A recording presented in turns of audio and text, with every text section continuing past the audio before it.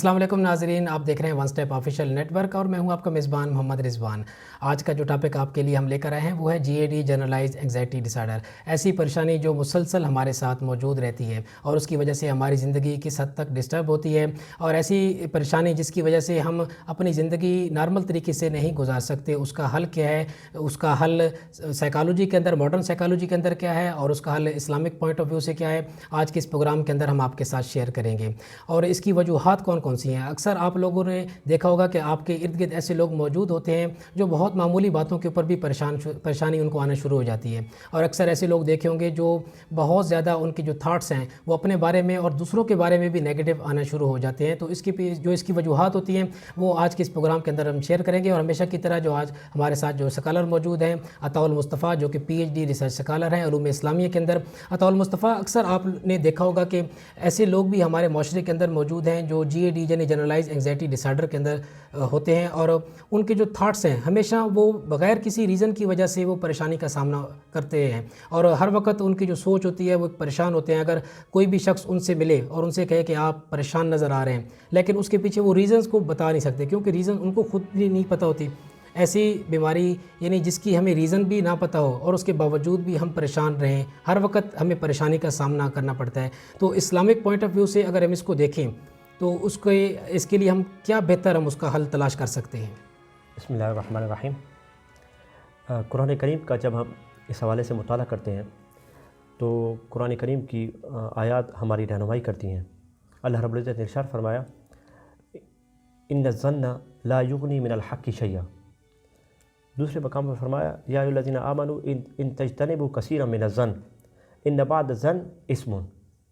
ولا تجسسوا۔ یعنی اگر آپ زیادہ گمان اپنے سینے میں پال لیں گے اور لوگوں کے متعلق زیادہ تجسس کرنا شروع کر دیں گے تو یہ تجسس اور گمان آپ میں تشویش کا مرض پیدا کر دے گا۔ یعنی بندہ مومن کو چاہیے کہ نہ تو وہ زیادہ گمان اپنے سینے میں پالے، ان کی پرورش کرے، اور نہ ہی وہ زیادہ تجسس میں مبتلا ہو۔ اگر آپ تجسس میں مبتلا ہوں گے اور لوگوں کی ٹو میں لگے رہیں گے اور اس بات کے متعلق سوچتے رہیں گے کہ لوگ آپ کے متعلق کیا سوچتے ہیں، لوگ آپ کے متعلق کیا کہہ رہے ہوں گے، لوگ آپ کے بارے میں اچھا سوچتے ہیں یا نہیں، یعنی اس طرح کے جب بے حقیقت خیالات آپ کے ذہن میں در آنا شروع ہو جائیں گے تو یہ خیالات آپ کے وجود میں تشویش اور اندیشے کے مرض کو پیدا کرنے کا سبب بنیں گے۔ اس لیے سید عالم نے فرمایا، ایاکم والظن فإن الظن اکذب الحدیث۔ حضور نے فرمایا کہ زیادہ بدگمان ہونے سے بچو، کیونکہ اکثر گمان جھوٹے ہوتے ہیں۔ یعنی یہ جو آپ کے ذہن میں طرح طرح کے خیالات آتے رہتے ہیں، وساوس آتے رہتے ہیں، خواطر کا آپ شکار ہوتے رہتے ہیں، تو یہ اکثر ان میں سے جھوٹے ہوتے ہیں، یعنی ان کی حقیقت میں اس کی کوئی ویلیو نہیں ہوتی ہے، حقیقت ان کی نہیں ہوتی۔ حقیقت نہیں ہوتی۔ تو جب آپ ان چیزوں کے پیچھے پڑیں گے تو یہ حد سے زیادہ بدگمان ہونا اور حد سے زیادہ تجسس میں مبتلا ہونا، یہ تردد آپ میں تشویش کا مرض پیدا کر دے گا۔ اگر آپ تجسس سے بچیں گے، اگر آپ زیادہ بدگمان ہونے سے بچیں گے تو پھر ہو ہی نہیں سکتا کہ آپ کو تشویش کا مرض لاحق ہو، آپ انگزائٹی کا شکار ہوں۔ اکثر لوگ آپ نے دیکھے ہوں گے، آپ کے پاس بھی آتے ہوں گے، آپ نے اپنے حلقہ باب کے اندر بھی آپ نے دیکھے ہوں گے، بینگ اے سائیکالوجسٹ ہمارے پاس بھی ایسے کلائنٹ آتے ہیں جو کہتے ہیں کہ میں بہت زیادہ پریشان رہتا ہوں، اور اس پریشانی کی جب ہم وجہ اس کو تلاش کرنے کی کوشش کرتے ہیں تو وہ کہتے ہیں کہ بغیر کسی ریزنز کے میں پریشان رہتا ہوں۔ یعنی ان کو تو وجہ کا نہیں پتہ ہوتا، وہ تو ہم ان کے کاؤنسلنگ سیشن کے اندر جب ان کا ایک پراپر چل رہا ہوتا ہے تو وہاں پر اس کی وجہ کو آئیڈینٹیفائی کیا جاتا ہے، لیکن اکثر لوگ اپنے معاشرے کے اندر دیکھیں گے کہ لوگوں کے بارے میں پھر ان کا جو ویو ہے وہ چینج ہو جاتا ہے۔ جس طریقے سے آپ کہہ رہے ہیں کہ لوگوں کے بارے میں بدگمانی نہ کریں، وہ کیونکہ اس کی حقیقت کوئی نہیں ہے، صحیح ہے، حقیقت میں اس کی ویلیو کوئی نہیں ہے۔ تو اکثر ایسے لوگ ہوں گے جو لوگوں کے بارے میں ان کا جو خیالات ہیں وہ مسلسل پائے جاتے ہیں۔ تو کس طریقے سے اسلامک وے سے اگر ہم اس کو تھیراپی دیکھیں، اگر اسلامک تھیراپی کی اگر ہم بات کریں تو کس طریقے سے وہ ان خیالات سے بچ سکتے ہیں؟ ہاں، اس کا طریقہ اب دیکھیں، ہم یہ بات ہم جان چکے کہ آپ اپنے قلب اور باطن کو اور اپنے دماغ کو اس طرح کے بے حقیقت خیالات سے بچائیں۔ ان الظن لا یغنی من الحق شیئا۔ ظن، شک، تخمین، یہ کبھی بھی حق کے مقابل آپ کے لیے کارآمد نہیں ہو سکتا۔ یعنی وہ خیالات جن کی کوئی حقیقت نہیں ہے. پھر یہی خیالات بسا اوقات باطل خیالات میں بدل جاتے ہیں. جب یہ خیالات باطل خیالات میں بدلتے ہیں تو پھر ان کو ہم کہتے ہیں ان بعض الظن اسم، کہ بعض گمان وہ بھی ہوتے ہیں جو گناہ تک آپ کو لے کے جاتے ہیں. یعنی آپ خواہ مخواہ اگر لوگوں کے متعلق تجسس کا شکار ہیں، خواہ مخواہ لوگوں کے متعلق اندیشے کا شکار ہیں، خواہ مخواہ لوگوں کے متعلق اضطراب کا شکار ہیں کہ لوگ آپ کے متعلق کیا سوچتے ہوں گے، لوگ آپ کے متعلق کیا رائے رکھتے ہوں گے، آیا لوگ آپ کے متعلق اچھا سوچ رہے ہیں، آیا لوگ آپ کے متعلق منفی سوچ رہے ہیں، آپ کے متعلق لوگ مثبت ہیں یا منفی ہیں. اس طرح کے خیالات اگر آپ کے ذہن میں آنا شروع ہو جائیں گے تو یہ خیالات آپ کو تشویش میں مبتلا کریں گے. تو آپ اپنے قلب اور باطن کو خیالات سے پاک کیجیے. یعنی آپ کا قلب جس قدر اس طرح کے وساوس سے، اس طرح کے خیالات سے پاک ہوگا، اسی قدر رب کائنات آپ کو تشویش کے مرض سے بچا دے گا. جس طرح کہتے ہیں سید عالم نے فرمایا حدیث مبارکہ ان المعدہ بیت الدائن، کہ یہ جو ہمارا معدہ ہے یہ بیماریوں کی اماجگاہ ہے، بیماریوں کا گھر ہے. والحمیۃ رأس الداء، سید عالم نے فرمایا کہ جو پرہیز ہے وہ علاج کی جڑ ہے، دوا کی جڑ ہے. یعنی معدہ یہ بیماریوں کا گھر ہے، اور پرہیز یہ علاج کی جڑ ہے، یعنی دوا کی جڑ ہے. تو جس طرح معدے کے اعتبار سے آپ پرہیز کو علاج سمجھتے ہیں، معدے کی طرح قلب کا علاج ہے کہ قلب کے لیے بھی آپ کو پرہیز کرنا پڑے گی. آپ کو اپنے باطن کو خیالات سے بچانا پڑے گا، آپ کو اپنے باطن کو وساوس سے دور رکھنا پڑے گا. طاہر بیت للطائفین، حضرت داؤد علیہ السلام کو جس طرح رب کائنات نے فرمایا کہ لوگوں کے لیے جنہوں نے طواف کرنا ہے ان کے لیے میرے گھر کو پاک کرو، یعنی صاف کرو. اسی طرح آپ نے اپنے گھر کو، جو آپ کا اندر کا گھر ہے، آپ کے وجود کا گھر ہے، باطن قلب، اس کو صاف کرنا پڑے گا. جب یہ خیالات سے، یہ وساوس سے، یہ خواطر سے پاک ہوگا تو اب اللہ رب العزت کے انوار و تجلیات کی آپ پر بارش برسے گی، جو آپ کو اس طرح کی تمام امراض سے آپ کو نجات دے گی. پھر آپ کو قلبی سکون بھی ملے گا. جس طریقے سے آپ نے بات کی معدے کے حوالے سے، تو ہم اپنے ناظرین کو بتاتے جائیں کہ جس طریقے سے ایکسیسو ورینیس یعنی مسلسل پریشانی کا سامنا میں کرنا پڑتا ہے اس جنرلائز انگزائٹی کے اندر، اس کے اندر یہ بھی ہے کہ آپ کے جو مسل ہیں یہ بھی ٹینس ہو جاتے ہیں. جس طریقے سے آپ کے چہرے کے مسل ہیں ان کے اندر تناؤ پیدا ہو جاتا ہے، اور یہ کامن سے یہ سمٹمز جو آپ کے ساتھ ہم ڈسکس کر رہے ہیں. اور اس کے اندر ایک اور بات جو عطا المصطفیٰ نے ابھی ہمارے ساتھ شیئر کی ہے کہ وہ ہے معدے کے حوالے سے، کہ معدہ بیماریوں کی اگر یہ ٹھیک ہے تو آپ کی پوری باڈی ٹھیک ہے، اور اگر معدہ ٹھیک نہیں ہے تو آپ کی پوری باڈی ڈسٹرب رہتی ہے. تو معدے کے حوالے سے بھی کہ اس جنرلائز انگزائٹی سارٹ GAD کے اندر اگر آپ پریشان ہیں تو آپ کا معدہ بھی ڈسٹرب ہوتا ہے، آپ کا جو اسٹمک ہے وہ بھی اپسیٹ ہو جاتا ہے، جس کی وجہ سے آپ خوراک پراپر انٹیک نہیں کر پاتے. جب آپ خوراک نہیں لے پاتے اس کی وجہ سے پھر آپ کی ڈیفینیٹلی پھر اور بیماریاں پھر آنا شروع ہو جاتی ہیں، آپ کے اندر کمزوری آتی ہے، ویکنیس آنی شروع ہو جاتی ہے. تو یہ ساری چیزیں اگر اس کے جو سمٹمز ہیں اسی کے ملتے جلتے ہیں. اب اسی کو آپ آگے لے جائیں کہ ہم نے یہ کہا کہ جس طرح معدے کے اعتبار سے سید عالم نے یہ فرمایا کہ پرہیز علاج ہے، سب سے بڑی دوا ہے پرہیز، اسی طرح قلب کے اعتبار سے بھی ہم یہ کہتے ہیں کہ اگر آپ پرہیز کریں گے، اگر آپ جس طرح آپ معدے کو بھر دیں، یہ بھرتی بیماریوں کا سبب ہوگی، اسی طرح آپ کے قلب میں وساوس کی بھرتی، خیالات کی بھرتی، یہ بھی بیماریوں کا سبب ہوگی. یہ آپ کے ذہن کو اضطراب کا شکار کرے گی، آپ کو تشویش میں مبتلا کرے گی، آپ کو تجسس میں مبتلا کرے گی. تو آپ اپنے قلب اور باطن کو خیالات سے پاک کیجیے. رب کائنات نے یہی فرمایا فَلَمَّا اعْتَزَلَهُمْ وَمَا يَعْبُدُونَ مِن دُونِ اللَّهِ وَوَهَبْنَا لَهُ، کہ جب وہ اپنے آپ کو الگ کر لے گا، لوگوں سے جدا کر لے گا، وَمَا يَعْبُدُونَ مِن دُونِ اللَّهِ، اور ان باطل خداؤں سے اپنے آپ کو الگ کر لے گا جن کی وہ عبادت کرتے ہیں، وَوَهَبْنَا لَهُ، اب ہم اپنی نعمتوں کی بارش اس پر برسائیں گے. یعنی اگر آپ تشویش کے مرض میں مبتلا ہیں، اگر آپ اندیشے کے مرض میں مبتلا ہیں، اگر آپ اضطراب اور بے چینی کے مرض میں مبتلا ہیں، تو آپ اپنے آپ کو وساوس سے بچائیے. اس کا پہلا طریقہ کار یہ ہوگا کہ آپ ان لوگوں سے اپنے آپ کو بچائیے جو خود اضطراب کا شکار ہیں، جو خود بے چینی کا شکار ہیں، جو خود اندیشے کے اس مرض کا شکار ہیں. آپ ان لوگوں سے خود کو ہٹا کر، اپنے آپ کو ان لوگوں سے بچا کر ان لوگوں کے پاس جائیے جن کو رب کائنات نے یقین کی دولت عطا فرمائی، جو شک سے پاک ہیں، جو تردد سے پاک ہیں، جن کو رب کائنات نے سچ کی، حقیقت کی، یقین کی دولت عطا فرمائی. آپ ان کے پاس جائیے. اور اسی تشویش کی وجہ سے بہت سارے پرابلم جو ہمارے ساتھ ارد گرد جو بغیر کسی وجہ کے ہم اپنے ساتھ ان کو اٹیچ کر لیتے ہیں. چڑچڑاپن، یعنی ہمارے موڈ کے اندر چڑچڑاپن کا آنا، یہ بھی ایک کامن سی ایک سمٹم ہے جو آنی شروع ہو جاتی ہے، کیونکہ ہم ہر وقت پریشان ہوتے ہیں، ہماری جو سوچ کا انداز ہوتا ہے وہ منفی زیادہ ہوتا ہے، مثبت کم ہوتا ہے، جس کی وجہ سے چڑچاپن کا شکار ہم ہو جاتے ہیں۔ کوئی بھی ہم سے بات کرتا ہے ہمیں غصہ آنا شروع ہو جاتا ہے، اور غصہ چڑچاپن کے ساتھ ساتھ یہ بھی ایک ایلیمنٹ سامنے آتا ہے کہ آپ کا جو بیہیویئر ہے وہ بھی اگریسو ہوتا ہے۔ جب آپ نارمل طریقے سے کسی سے بات نہیں کریں گے، پھر جو آپ کے ریلیشن شپ ہیں وہ بھی ڈسٹرب ہونے شروع ہو جاتے ہیں۔ تو اگر اس کو ہم دیکھیں کہ اگر یہ بیماری کے اندر ہم موجود ہیں، اگر جس طریقے سے آپ نے اس کو ایلیبوریٹ کیا کہ ہم اپنے قلب کو ہم صاف رکھیں، اور جب ہمارا قلب صاف ہوگا تو انوار و تجلیات اللہ تعالیٰ کی ہوں گی، وہ ہمارے قلب کے اوپر نازل ہوں گی، اور جس کی وجہ سے ہمیں قلب کے اندر سکون ملے گا تو ہمارے ڈیفینیٹلی یہ جو پرابلم ہے ان سے ہم نجات پا سکتے ہیں۔ اور اگر چڑچڑاپن کا شکار ہے، غصہ آتا ہے، اس کے حوالے سے اگر یہ سمٹم کسی شخص کے اندر آ رہے ہیں، جو ہمارے ناظرین اس وقت ہمارا پروگرام سن رہے ہیں، اگر ان کے ساتھ یہ پرابلم آ رہے ہیں تو اس موجودہ اس پرابلم کے ساتھ وہ کس طریقے سے اپنے آپ کو اسلامک پوائنٹ آف ویو سے اگر اس کو دیکھا جائے تو اس کا سلوشن کیسے نکال سکتے ہیں؟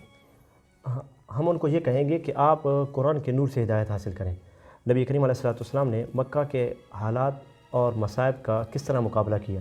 کس قدر سخت مشکلات تھیں نبی کریم علیہ الصلوۃ والسلام کو جن کا سامنا تھا۔ اس ماحول میں اللہ رب العزت نے نبی کریم علیہ الصلوۃ والسلام پر قرآن کریم کی ایک صورت نازل کی، سورۃ الضحیٰ والضحیٰ واللیل اذا سجیٰ۔ اس میں رب کائنات نے حضور کو مخاطب کر کے فرمایا وَلَلْآخِرَةُ خَيْرٌ لَكَ مِنَ الْأُولَىٰ، اے میرے حبیب یہ آنے والی گھڑی، یہ جو آپ کی موجودہ گھڑی ہے اس سے بہتر ہوگی، یعنی آپ کا مستقبل آپ کے حال سے بہتر ہوگا، آپ کی آخرت آپ کی دنیا سے بہتر ہوگی۔ نبی کریم علیہ السلام کو رب کائنات نے یہ تسلی دی، یہ ہر طرف مصائب تھے، ہر طرف مشکلات تھیں، تو رب کائنات نے اس وقت قرآن کریم کی آیت نازل فرمائی کہ یہ جو مکہ کے حالات ہیں، یہ مکہ کی مصائب ہیں، مکہ کی مشکلات ہیں، یہ عنقریب مدینہ کی راحتوں میں بدل جائیں گی، آپ اس وقت کا انتظار کیجئے۔ تو وہ شخص جو نبی کریم علیہ السلام کا کلمہ پڑھتا ہے، وہ اگر اس مرض کا شکار ہے، وہ اگر تشویش میں مبتلا ہے، وہ اگر اندیشے کا شکار ہے، اضطراب کا شکار ہے، بے چینی کا شکار ہے، تو ہم اس کو کہیں گے کہ قرآن کریم کی اس آیت سے وہ نور حاصل کریں کہ آپ اللہ رب العزت نے قرآن کریم کی یہ آیت جو نبی کریم علیہ السلام پر نازل فرمائی، یہ آپ علیہ السلام کے وفاداروں کے لیے بھی پیغام ہے، وَلَلْآخِرَةُ خَيْرٌ لَكَ مِنَ الْأُولَىٰ، آپ کی آنے والی گھڑی اس گھڑی سے بہتر ہوگی، آپ کا کل آپ کے آج سے بہتر ہوگا، آپ کی آخرت آپ کی دنیا سے بہتر ہوگی۔ آپ یہ تصور کر کے، آپ یہ سوچ کر خود کو اس مرض سے نجات دے سکتے ہیں، اور پھر آپ ایسے شخص کے پاس جائیے جو آپ کی ڈھارس بندھائے، جو آپ کو امید دلائے، پازیٹیو لوگوں کے پاس جانا چاہیے۔ اگر آپ تشویش میں مبتلا کسی شخص کے پاس جائیں گے تو اس سے آپ مزید آپ کا یہ مرض میں اضافہ ہوگا۔ آپ کی بات اگر دیکھی جائے تو انوائرمنٹل فیکٹر کی آپ بات کر رہے ہیں، جس انوائرمنٹ کے اندر ہم رہ رہے ہوتے ہیں، جو ہمارے لوگ ارد گرد موجود ہوتے ہیں، اگر وہ مایوس لوگ ہیں، وہ نا امید لوگ ہیں، وہ ایسے لوگ ہیں جن کے بیہیویئر ایسے بنے ہوئے، جن کے رویے ایسے ان کے بنے ہوئے ہیں اپنے اندر کہ ان کے اندر بھی ایسی علامات موجود ہیں، جب ہم ان کے ساتھ بیٹھیں گے تو ڈیفینیٹلی پھر ہم بھی انہی کی طرح ہو جائیں گے، ہم بھی ان کے رویوں کو اڈاپٹ کریں گے۔ اور اگر ایسے لوگوں کے ساتھ بیٹھیں گے جن کے رویے مثبت ہیں، جن کے رویے اپنی زندگی کی طرف پازیٹیو ہیں، تو پھر ہم ان بیماریوں سے ہم نکل سکتے ہیں۔ بالکل اسی طرح، کیوں کہ نبی کریم علیہ السلام نے حضرت صدیق اکبر کے حوالے سے فرمایا، نبی کریم علیہ السلام کے پاس جب مدینہ میں کثرت سے لوگ آ کر مسلمان ہونے لگے اور کلمہ پڑھنا شروع کیا، تو صحابہ کرام کی ایک کثیر تعداد تھی، آپ کے چاہنے والوں کی، آپ کے وفاداروں کی، آپ پر ایمان لانے والوں کی۔ تو اس وقت نبی کریم علیہ السلام نے حضرت صدیق اکبر کے متعلق فرمایا، آپ نے فرمایا اب میرے صحابہ، اب آج تو تمہاری تعداد بہت زیادہ ہے، تم اتنی کثیر تعداد میں میرے سامنے بیٹھے ہو، مدینہ میں رہاتے ہیں، مدینہ میں تم پر عنایتیں ہیں، مکہ کی مشکلات کا تمہیں اندازہ نہیں ہے۔ جب میں نے مکہ کی وادیوں میں اور مکہ کی گلیوں میں نعرہ حق کی اور کلمہ توحید کی یہ صدا بلند کی تھی تو ہر کوئی میرا مخالف تھا۔ میں جب یہ صدا لگاتا تھا کہ قولوا لا الہ الا اللہ، کہو کہ اللہ کے علاوہ کوئی معبود نہیں ہے، تو اس وقت ہر طرف سے کذبتا کذبتا کذبتا کی آوازیں آتی تھیں، نعوذ باللہ، لوگ مجھے جھٹلاتے تھے، لوگ میرا انکار کرتے تھے۔ حضور نے فرمایا اس وقت ایک آواز تھی جو میری ڈھارس بندھایا کرتی تھی، ایک صدا تھی جو مجھے امید دلایا کرتی تھی، وہ صدیق اکبر کی آواز تھی۔ وہ فرمایا کرتے تھے صدقتا صدقتا صدقتا، کہ یا رسول اللہ آپ نے سچ کہا، یا رسول اللہ آپ نے سچ کہا، یا رسول اللہ آپ نے سچ کہا۔ اور پھر صدیق اکبر کے متعلق حضور نے فرمایا کہ میں نے جس کو بھی اسلام پیش کیا، انی دعوت احدا الی الاسلام، میں نے جس کو بھی اسلام کی دعوت پیش کی، الا عنده قبوۃ وتردد ونظر الا ابا بکر، حضور نے فرمایا جس کو بھی میں نے اسلام کی دعوت دی وہ متردد ہوا، وہ تردد میں مبتلا ہوا، وہ تشویش میں مبتلا ہوا، وہ تجسس میں مبتلا ہوا، اس کے پاؤں ڈگمگائے ماں سوائے ابو بکر کے۔ یعنی مکہ میں سید عالم نے فرمایا کہ ایک وقت ایسا بھی گزرا ہے کہ سوائے ابو بکر کے کوئی اور نہیں تھا جو میری ڈھارس بندہ تھا. جو اس کے علاوہ جس نے بھی کلمہ پڑھا ہے وہ پہلے تردد میں مبتلا ہوا، پہلے اس کو تشویش ہوئی، پہلے اس کو تجسس ہوا، پھر اس نے مجھ پر کلمہ پڑھا اور اسلام کو لایا. تو سید عالم نے بنیادی طور پر یہ پیغام دیا کہ اگر آپ دیکھ رہے ہیں کہ آپ کی مشکلات بہت زیادہ ہو گئی ہیں، یہ بھی ہو سکتا ہے کہ آپ کی مشکلات آپ کو تشویش میں مبتلا کر دیں، آپ کی مشکلات آپ میں اضطراب پیدا کر دیں، یعنی فی الحقیقت آپ کی مشکلات آپ کو انگزائٹی کا شکار کر دیں، آپ کو لوگوں سے دور کر دیں. اب آپ کے لیے لازمی ہے کہ آپ صدیق اکبر جیسے کردار کے کسی شخص کے پاس جائیے، جس کا کردار صدیق جیسا ہو، جس کے افکار و نظریات صدیق جیسے ہوں، جس کا عمل حضرت صدیق اکبر جیسا ہو. اگر آپ اس کے پاس جائیں گے تو وہ آپ کی امید اور ڈھارس بندھائے گا. یعنی اگر ہم صحابہ کرام کی زندگیوں کو ہم پڑھیں، ان کی تعلیمات کو دیکھیں، تو ہمیں بہت ساری بیماریوں کے جو حل ہیں وہ ہم وہاں پر موجود ہیں.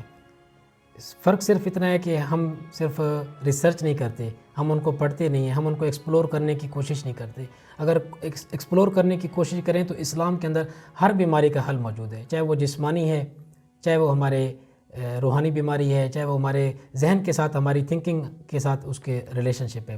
ایک ناظرین کے ساتھ ہم ایک اور بھی شیئر کرتے جائیں کہ جو اس جنرلائز انگزائٹی ڈس آرڈر کے اندر جینیٹک فیکٹر ایک بہت دیکھا گیا ہے کہ جو جینیٹک فیکٹر ہے، اگر ہماری فیملی کے اندر، ہمارے پیرنٹس کے اندر اگر کسی کو ڈپریشن ہے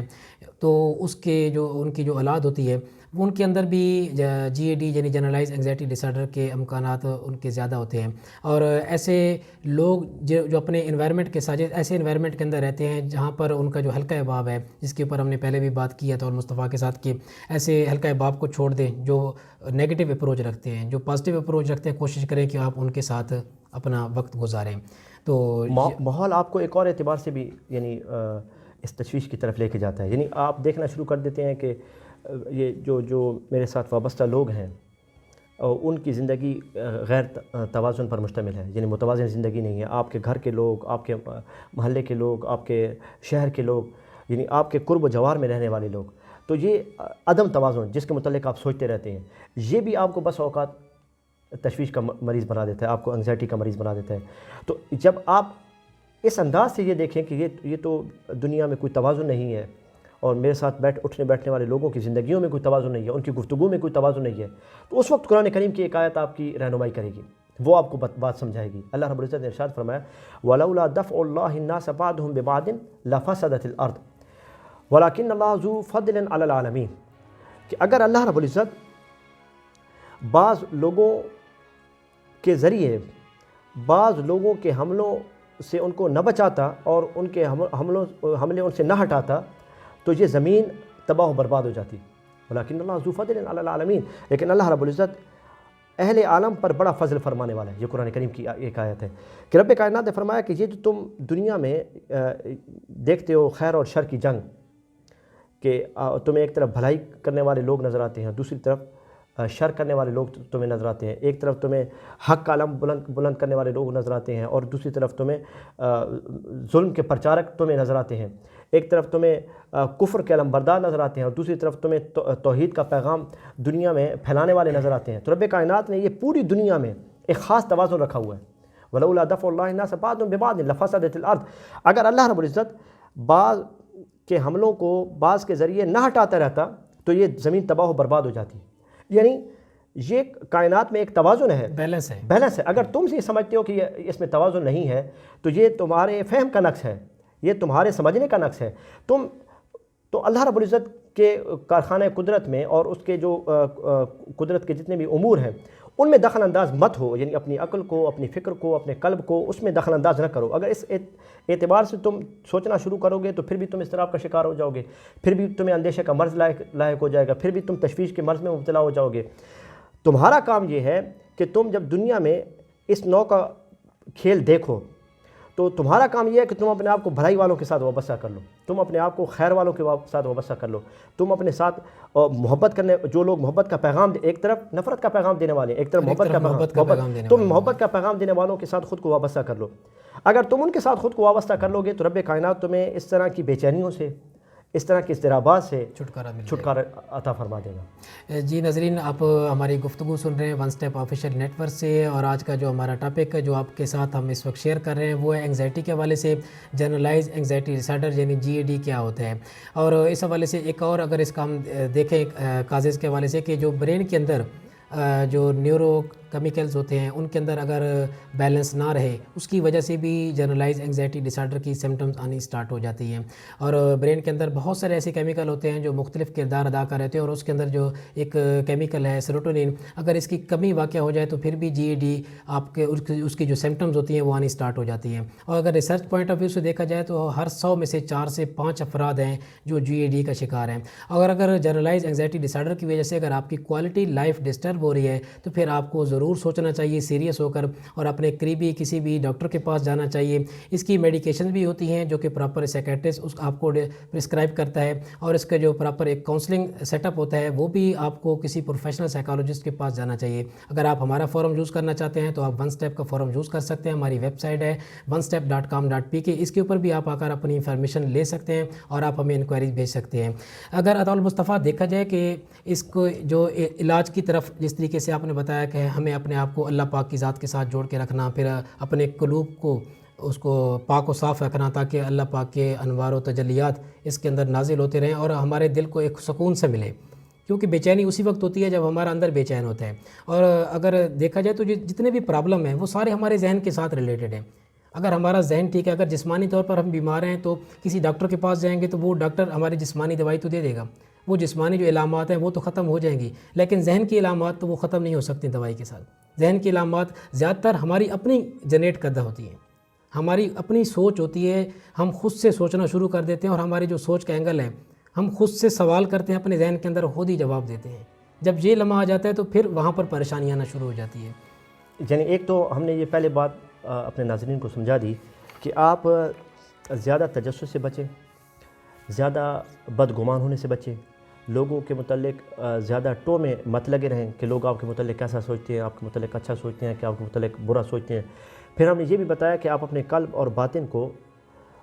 صاف اور پاک رکھیں، خیالات سے پاک رکھیں، وساوس سے پاک رکھیں، اور اپنے آپ چاہتے ہیں کہ اپنے قلب اور باطن کو خیالات سے اور وساوس سے کس طرح پاک رکھ سکتے ہیں، تو آپ پہلے ان لوگوں سے خود کو بچائیے جو خود ان وسوسوں کا شکار ہیں، جو خود ان اندیشوں میں مبتلا ہیں۔ آپ ان لوگوں کے پاس جائیے جن کو رب کائنات نے یقین کی دولت عطا فرمائی، اولیاء کرام کے پاس جائیے۔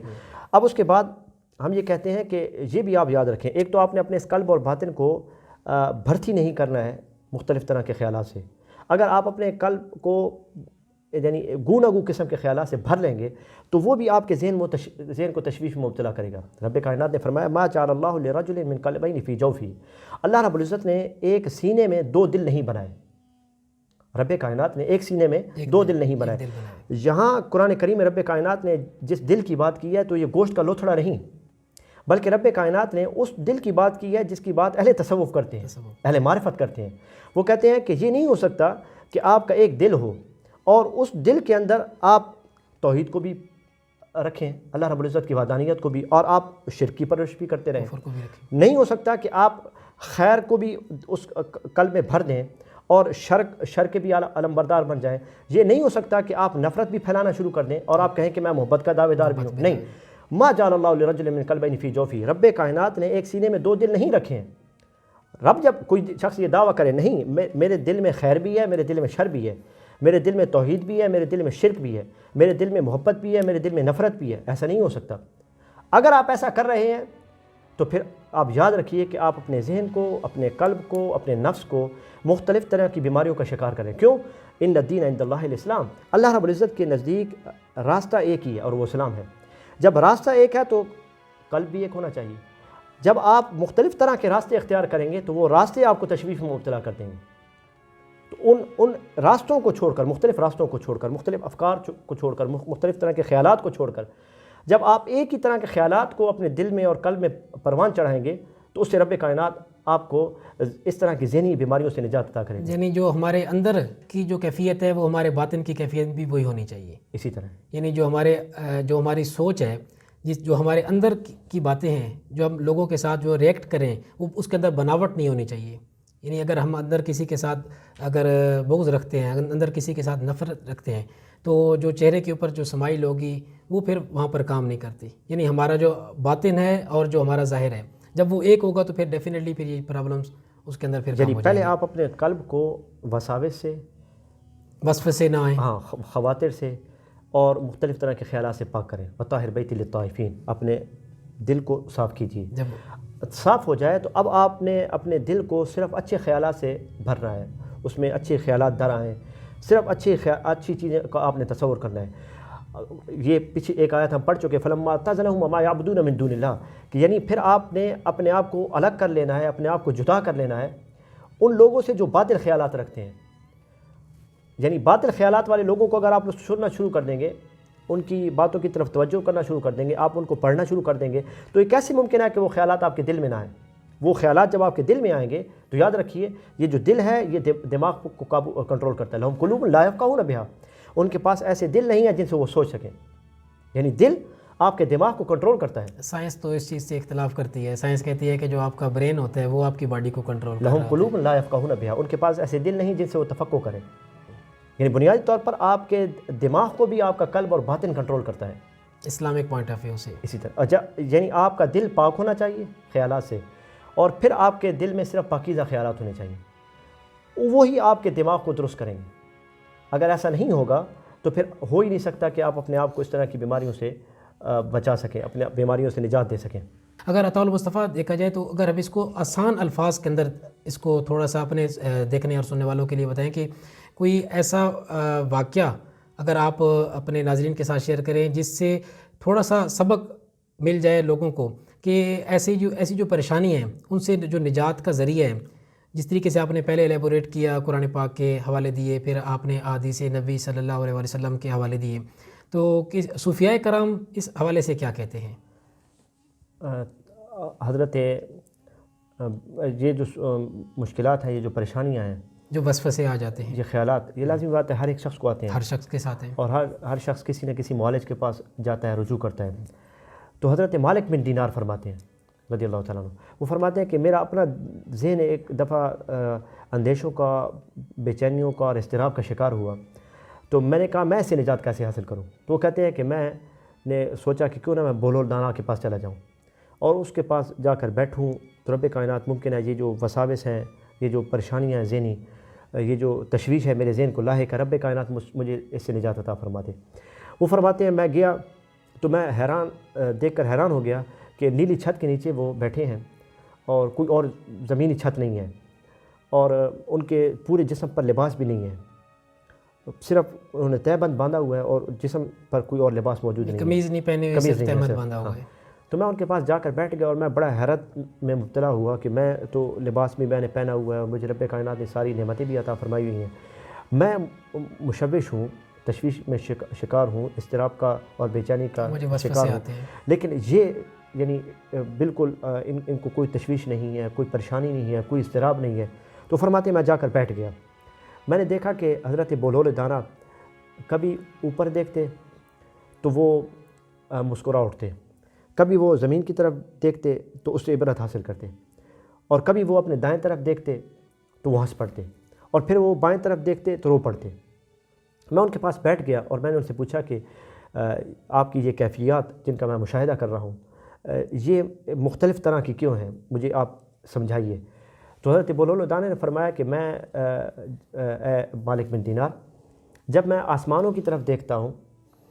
تو میں مسکراتا اس لیے ہوں کہ مجھے قرآن کریم کی ایک آیت یاد آتی ہے، وَفِي السَّمَاءِ رِزْقُكُمْ وَمَا تُوعَدُونَ، کہ تمہارا رزق آسمانوں میں ہے جس کا تم سے وعدہ کیا گیا. تو جب میں یہ آیت سوچتا ہوں اور تصور کرتا ہوں تو میں پھر بے فکر ہو جاتا ہوں کہ رب کائنات نے رزق کا وعدہ کیا ہے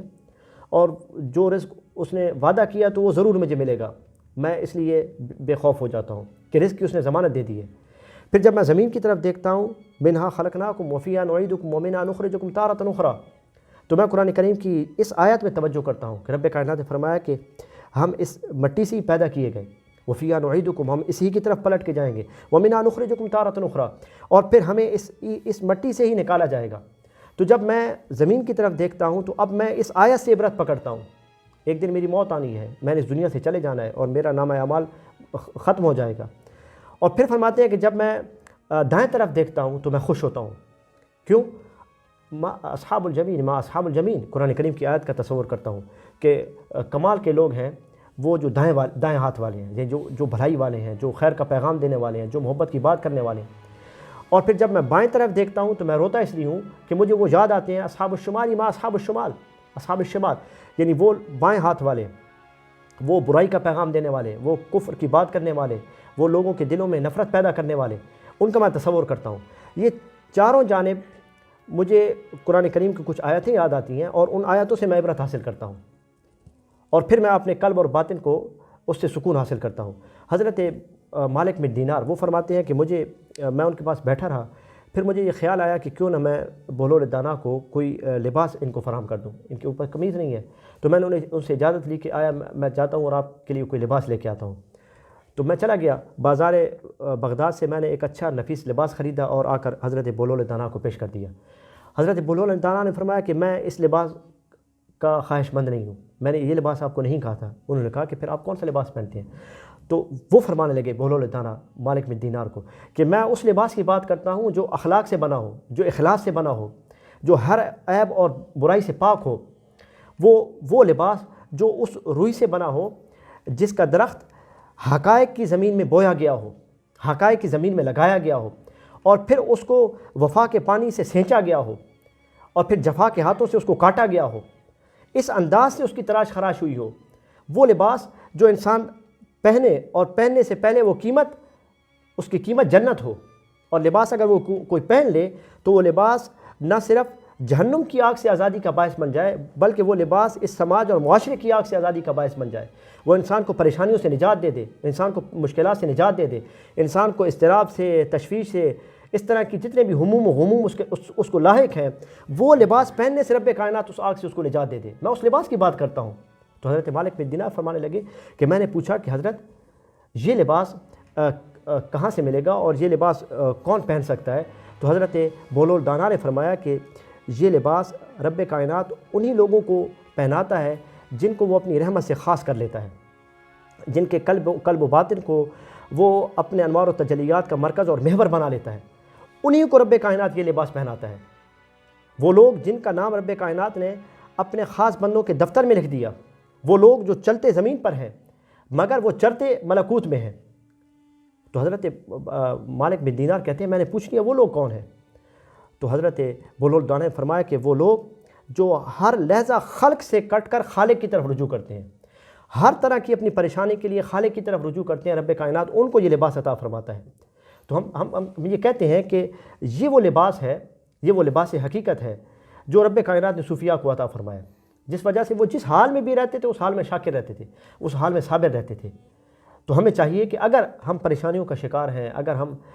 غموں کا شکار ہیں، تو ہمیں چاہیے کہ ہم صوفیاء کی مجلسوں میں جائیں، ان کے پاس بیٹھیں، ان کے قرب کو حاصل کریں، اور کیا خبر رب کائنات ان کے قرب کی وجہ سے ہماری پریشانیوں کو دور فرما دیں۔ بہت شکریہ عطاء المصطفیٰ۔ جی ناظرین، آپ آج کا جو ٹاپک ہم نے آپ کے ساتھ ڈسکس کی ہے وہ تھا اینگزائٹی ڈس آرڈر کے حوالے سے، یعنی جنرلائز اینگزائٹی ڈس آرڈر، ایسی تشویش جو مسلسل ہمارے ساتھ رہتی ہے۔ اسلامک پوائنٹ آف ویو سے ہم نے آپ کو ایلیبوریٹ کرنے کی کوشش کی، سائیکولوجیکل پوائنٹ آف ویو سے بھی ہم نے آپ کے ساتھ ان کے سمٹمز بتائے، اس کے کازز بھی ہم نے آپ کو بتائے کہ اس کی کون سی ایسی وجوہات ہو سکتی ہے، اور ٹریٹمنٹ پوائنٹ آف ویو سے بھی اگر دیکھا جائے تو سائنٹیفک طریقے سے ان کی سائیکو تھیراپی ہوتی ہے، کگنیٹیو بیہیویئر تھیراپی ایک کامن تھیراپی ہے، اور بعض اوقات یہ ہوتا ہے کہ کمبینیشن آف تھیراپی کے ذریعے بھی ہم اپنے کلائنٹ کو اس